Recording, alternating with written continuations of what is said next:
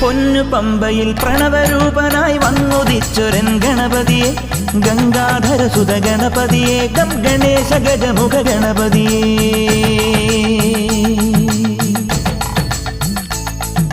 പൊന്നു പമ്പയിൽ പ്രണവരൂപനായി വന്നുദിച്ചൊരൻ ഗണപതിയെ ഗംഗാധര സുത ഗണപതിയെ ഗം ഗണേശ ഗജമുഖ ഗണപതിയെ പമ്പാ ഗണപതി പാരിന് ഗുണനിധി മംഗളമൂർത്തേ സിദ്ധിവിനായക ഇരുമുടിയോടെ ഞാൻ മല കയറുമ്പോൾ തുണയരു